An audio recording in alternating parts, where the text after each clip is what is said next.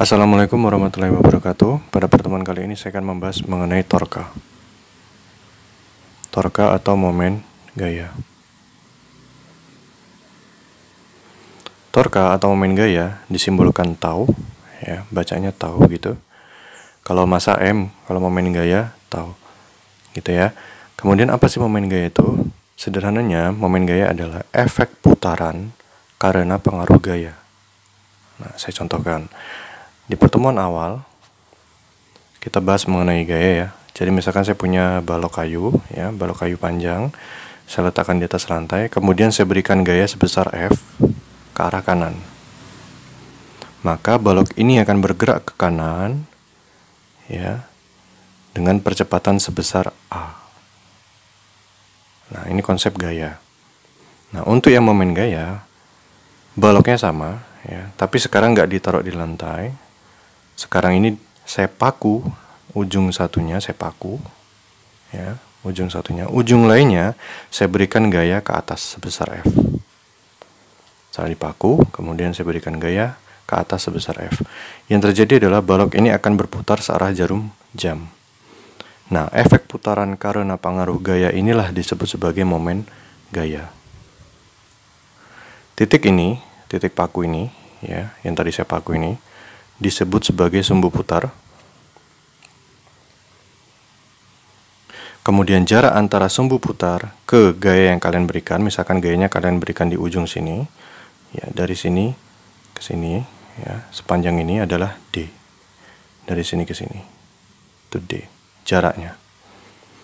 Nah, untuk persamaannya, secara umum, tau itu sama dengan F tegak lurus, ya, artinya F yang tegak lurus terhadap D ini dikalikan dengan D. Tahu kalau kalian ingin mencari nilainya, maka tahu itu sama dengan F dikalikan D. Di mana F merupakan gaya dengan satuan Newton, ya, gaya. D merupakan satuan panjang, karena jarak kan tadi ya, satuannya adalah meter. Jadi tahu satuannya Newton meter. Nah, kemudian saya berikan contoh di kehidupan sehari-hari. Kalian pasti pernah bermain jungkat-jungkit. Ya, jungkat-jungkit seperti ini. Kalian duduk di sebelah sini, di sebelah kanan. Saya sebut saja, atau saya sebut saja si A gitu ya, sebut si A. Kemudian temanmu saya sebut si B, ya, duduk di sebelah kiri. Ini B. Jadi jungkat-jungkit. Nah, yang mempengaruhi gerak jungkat-jungkit ini adalah gaya berat badan kalian, sehingga masing-masing dari kalian punya gaya berat. Untuk yang A, gaya beratnya adalah massa A dikalikan dengan gravitasi. Sedangkan yang B adalah MB dikalikan dengan G. Jarak dari titik sumbu putar, ini sumbu putarnya di sini ya. Jadi titik ini sampai ke kalian, sampai ke gaya berat ini, itu D1 untuk yang A. Sedangkan yang B itu D2. D2.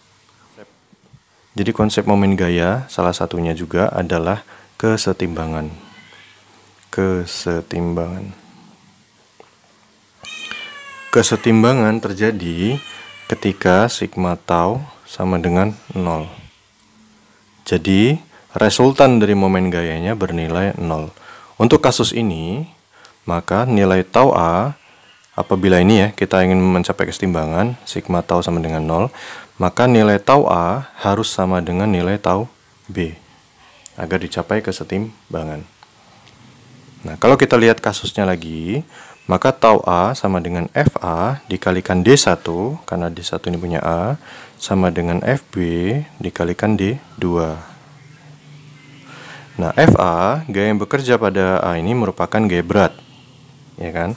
Sehingga FA sama dengan MA dikalikan dengan G. Kemudian dikalikan D1, untuk yang FB adalah MB dikalikan G, dikalikan G, D2. Nah, ini konsepnya. Tau sendiri itu merupakan vektor, jadi selain punya nilai, dia juga punya arah.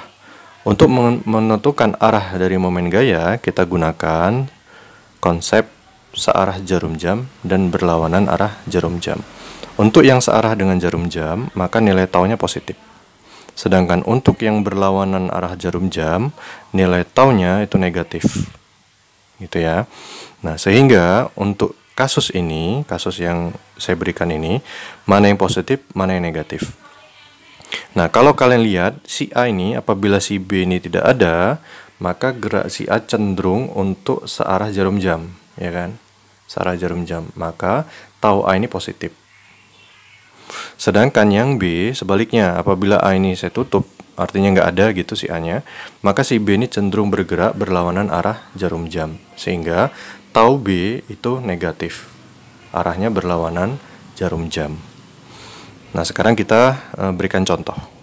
Jadi misalkan massa A ini ya 60 apa 50 ya, 60 kg gitu ya, 60 kg ya.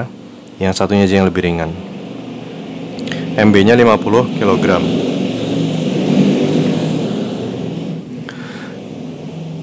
Nah, kita gunakan percepatan gravitasi 10 meter per sekon kuadrat agar mudah dihitung ya.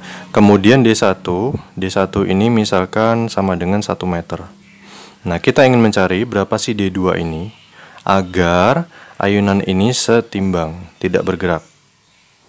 Nah, konsepnya menggunakan yang ini. Jadi sigma tau, saya tulis di sini, sigma tau sama dengan 0. Kita lihat yang A ini searah jarum jam, maka dia positif. Maka tau A itu positif, nggak usah ditulis kalau di depan ya. Kemudian lihat yang B ini tutup, yang B ke sini, ke berlawanan arah jarum jam, maka dia negatif tau B sama dengan 0. Nah, kemudian maka di sini tau A akan sama dengan tau B. Nah, tau A tadi sudah kita lihat ini MA kali G kali D1. MA-nya 60. Maka ini 60 dikali gravitasi kita pakai 10, percepatan gravitasi. D1 kita pakai 1 meter sama dengan, nah tau B-nya, yang tau B itu ini MBGD ini. MB-nya adalah 50 kg dikalikan gravitasi 10, kemudian dikalikan D2 yang kita cari D2-nya. Nah, kemudian kita bisa coret 10-nya, yang bisa kita coret. Ini juga bisa dibagi dengan 10, yang dibagi 10 6, yang 50 dibagi 10 adalah 5. Sehingga D2 sama dengan 6 dibagi 5. Berapa 6 dibagi 5? 6 dibagi 5 adalah 1,2. Satuannya apa? Meter, karena ini jarak. Nah, sehingga si B ini harus duduk 1,2 meter dari sumbu putar agar ayunan ini tidak bergerak, agar setimbang. Nah, dari saya cukup sekian. Apabila saya ada salah, saya minta maaf. Wabillahi taufiq wal hidayah. Wassalamualaikum warahmatullahi wabarakatuh. Sampai jumpa lagi.